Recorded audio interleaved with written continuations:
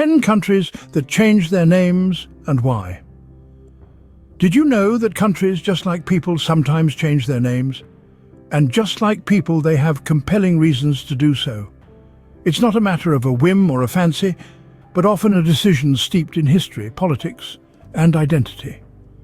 Imagine waking up one day and finding your homeland known by a different name on the global stage. Intriguing, isn't it? In the world of geopolitics, a country's name is its identity. It's not just a label, but a reflection of its culture, its past, and its aspirations for the future. Over the course of this video, we'll be exploring 10 such countries that embarked on a journey of name transformation. Each presents a unique tale of change, giving us a glimpse into their rich and diverse histories. So, are you ready to delve into this fascinating journey of name transformation? Let's get started. But wait. Before we begin, please subscribe to ensure that you never miss out on any of my crucial stuff. Comment, "I subscribe" below, and I will personally welcome you to our community. Let's get started. First stop, Southeast Asia. Burma, a name familiar to many, officially became Myanmar in 1989. The change wasn't a matter of mere aesthetics, but a reflection of systemic shifts within the nation. The military regime, taking power in 1988, sought to distance itself from the colonial past, a past deeply associated with the name Burma. But it wasn't just about shedding an old skin. The name Myanmar was also chosen to be more inclusive, to better represent the multitude of ethnic groups that call this country home. Burma, it was argued, was too closely linked to the dominant Bamar ethnic group, excluding other ethnicities. The name Myanmar, on the other hand, was seen as a more inclusive umbrella, an emblem of unity and diversity. So that's the story behind Myanmar, a country with a rich history and a name to match. Next, we head south to the island nation once known as Ceylon. This tropical paradise, renowned for its tea, spices and precious gems, underwent a significant name change in 1972. This shift was not merely administrative, but a profound statement of post-colonial identity. In the wake of gaining independence from British rule in 1948, the country embarked on a journey to redefine itself. The name Sri Lanka was chosen, a term steeped in the native Sinhalese language. Sri denotes respect and honor, while Lanka is derived from the ancient Indian epic Ramayana, referring to a resplendent island. This change was not just about distancing itself from colonial ties, but also about embracing its rich cultural heritage. The name Sri Lanka encapsulates the island's vibrant culture, diverse landscapes, and the warmth of its people. And thus, Ceylon transformed into Sri Lanka, a name that beautifully reflects its vibrant culture. Let's now fly west to Africa, to the country formerly known as Dahomey.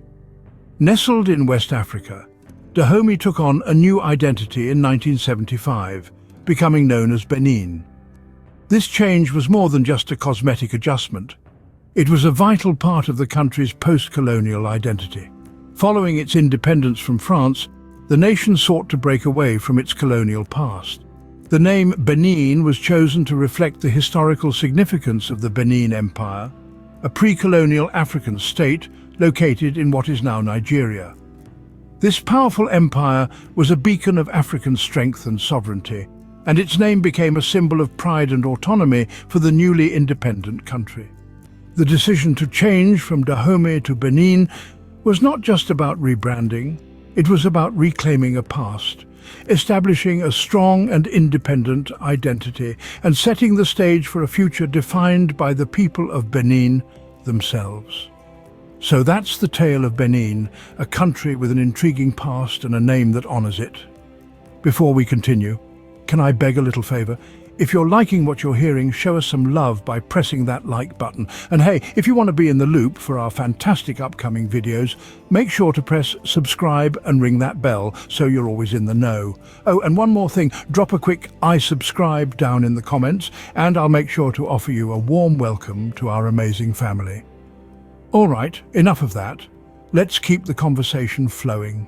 Moving southwards in Africa, we come across Zimbabwe, once known as Rhodesia. The change of name in 1980 was a significant step towards decolonization. You see, Rhodesia was a name given by the British colonizers, a nod to Cecil Rhodes, a British businessman and politician in South Africa. It was a stark reminder of a colonial past, one that the people of Zimbabwe were eager to leave behind.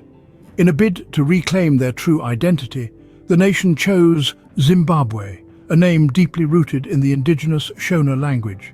The term Zimbabwe is derived from Zimbabwe, which translates to House of Stones. It's a reference to the stone structures of Great Zimbabwe, an ancient city that stands as a symbol of a rich and complex past.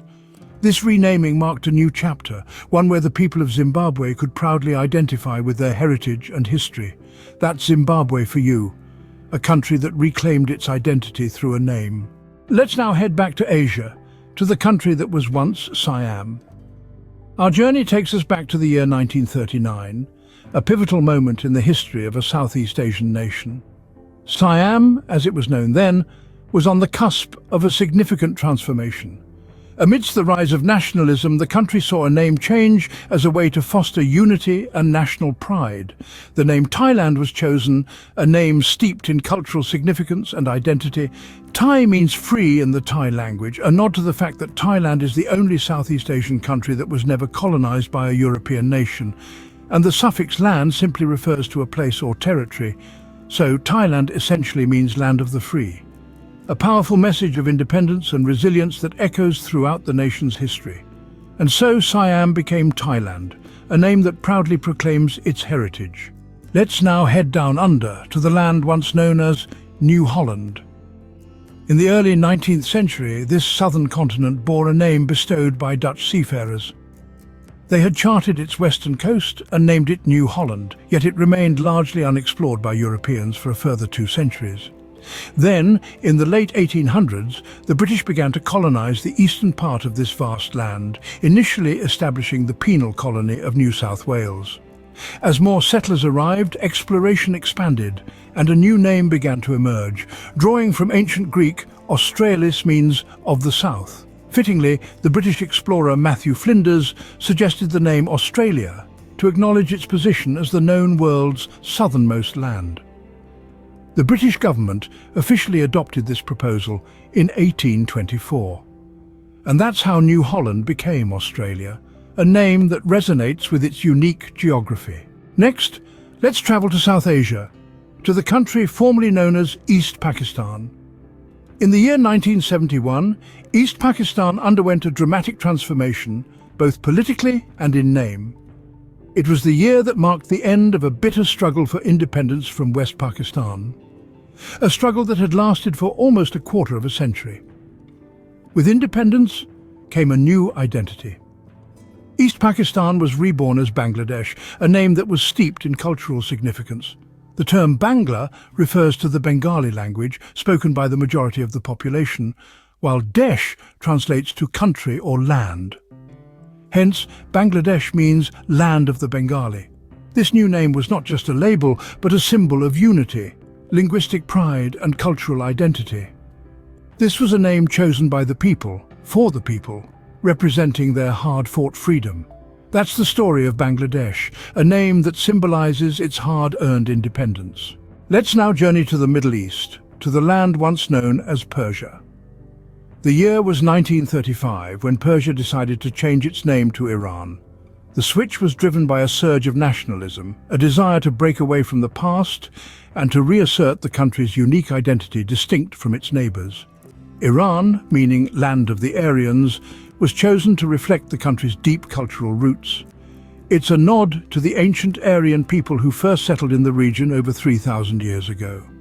This name change signaled a return to the country's historical and cultural origins, a proud reclaiming of its past in the face of a rapidly changing world. But it wasn't just about the past. The new name, Iran, was also about the future. It was a statement of intent, a declaration of the country's aspirations and ambitions. And that's Iran for you, a country whose name truly embodies its culture. Finally, let's return to Africa, to the country that recently changed its name from Swaziland. In 2018, the King of Swaziland, King Mswati III, made an announcement that surprised the world. He declared that his country would shed the name Swaziland and would henceforth be recognized by its indigenous name, Eswatini. So why the sudden change? The answer lies in the process of decolonization. The king felt that the name Swaziland was a lingering reminder of the country's colonial past. By reverting to Eswatini, the country was reclaiming its identity and embracing its rich African heritage. The name Eswatini itself is packed with significant meaning.